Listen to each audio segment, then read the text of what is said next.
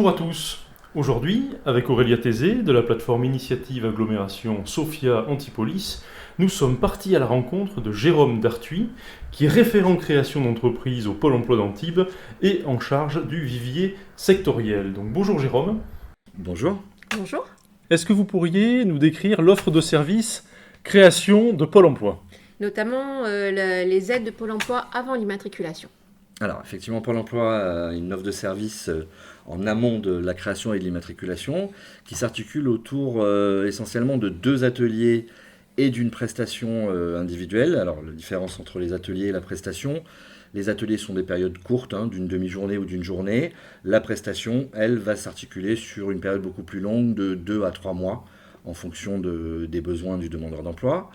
Les ateliers, donc le premier atelier qui dure une demi-journée, qui s'intitule M'imaginer créateur, nous sert essentiellement à faire découvrir un demandeur d'emploi qui évoque un projet de création ou de reprise d'entreprise, lui faire découvrir un peu ce que ça veut dire, ce que ça engendre de créer ou de reprendre une entreprise. Donc là, on est sur une explication assez générale, mais qui donne déjà une idée des choses qui vont être à mettre en place avant immatriculation.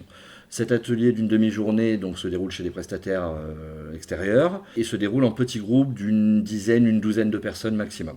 Deuxième atelier qui lui dure une journée complète, qui s'appelle Structurer mon projet de création d'entreprise, où là déjà on va être sur des demandeurs d'emploi qui évoquent un projet déjà assez précis et qui ont déjà commencé à travailler sur leur projet, quelle que soit la nature de l'activité ou le statut qu'ils envisagent.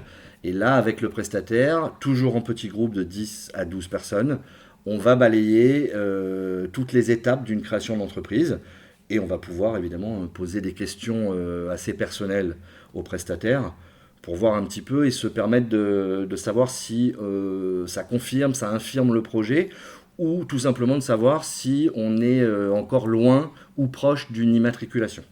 Donc là, vous venez de parler de l'accompagnement collectif. Est-ce que vous pouvez nous parler maintenant de l'accompagnement individuel ?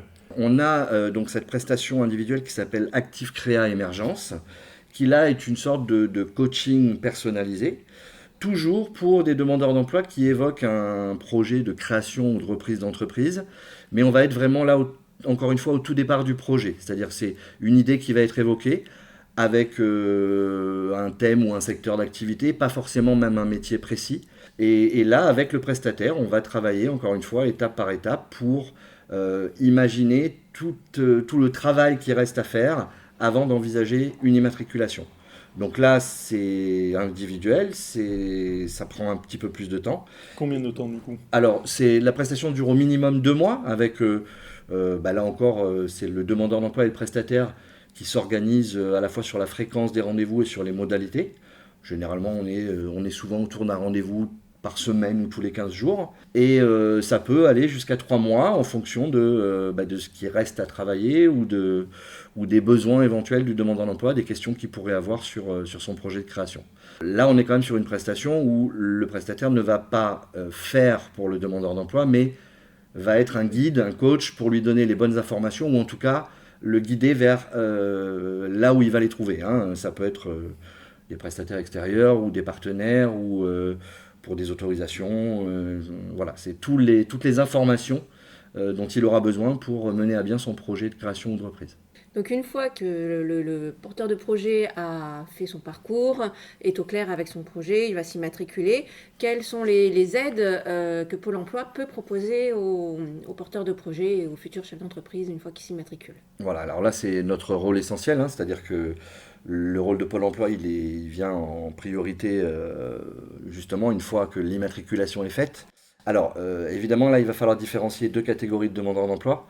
Les demandeurs d'emploi qui ne sont pas indemnisés et qui, eux, pour le coup, ne vont pas pouvoir être aidés financièrement par Pôle emploi, mais vont tout de même pouvoir prétendre à l'ACRE auprès de l'URSSAF. Alors, qu'est-ce que c'est l'ACRE ? Alors, l'ACRE, c'est une exonération de charges quasi totale la première année, qui est réservée aux demandeurs d'emploi qui créent une entreprise. Alors, pour les non indemnisés, il faut qu'ils puissent justifier d'une période d'inscription de 6 mois en continu, sans coupure.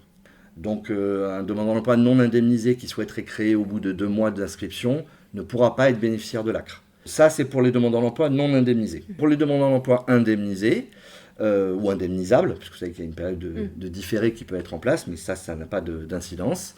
Là, Pôle emploi propose 2 types d'aides, qui sont toutes les deux basées sur les droits en cours qu'on aura calculés aux demandeurs d'emploi. La première, c'est ce qu'on appelle l'ARS, la demande de capital, où là, on va pouvoir, une fois que le demandeur d'emploi se sera immatriculé, encore une fois, quel que soit son statut ou la nature de son activité, on va pouvoir lui proposer de lui donner 45% de l'intégralité de ses droits en 2 fois. 22,5% dès la création, et au bout de 6 mois, et un jour, à condition de prouver que la société qu'il a créée existe toujours, bien sûr, il va pouvoir réclamer à nouveau 22,5%, donc la deuxième partie de son capital. Dans ce cadre-là, les 55% des droits qui restent sont mis de côté pour lui, au cas où la société vient à ne pas fonctionner et qui doit la radier. Donc ça lui fait à la fois un filet de sécurité si le projet ne fonctionne pas, et en même temps, ça lui permet sur ces 2 versements, qui sont des dons basés sur ses droits, de les utiliser comme il l'entend pour démarrer une activité, acheter du matériel, louer un local ou tout ce qu'il pourrait avoir besoin.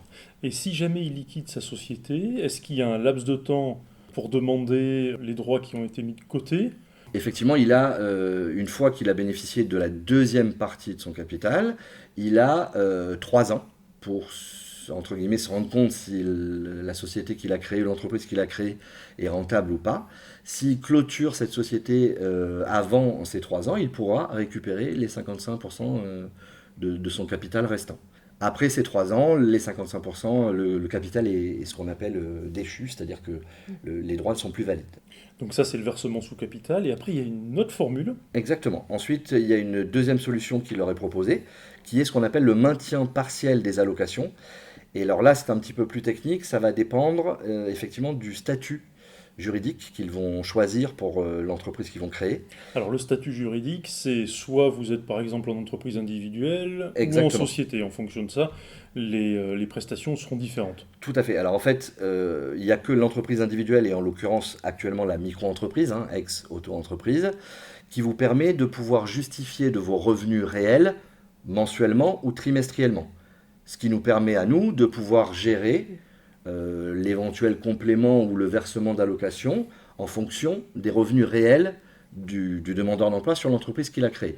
Si par exemple demain je m'immatricule, je crée ma société et j'ai un chiffre d'affaires, je ne vais pas cumuler mon aide, la RE, donc l'aide de Pôle emploi, et le revenu de mon activité. Pour faire simple et pour être synthétique, en fait, il y a 3 solutions. Soit sur un mois, vous n'avez rien facturé, vous n'avez pas travaillé, à ce moment-là, vous bénéficiez de votre allocation mensuelle intégrale. Soit vous avez eu un petit revenu sur lequel on a évidemment un plancher et un plafond, et à ce moment-là, le service indemnisation calcule un complément d'allocation. Soit vous avez dépassé ce plafond, qui donc est évidemment au-dessus de votre allocation nette mensuelle, et à ce moment-là, il n'y a pas de complément.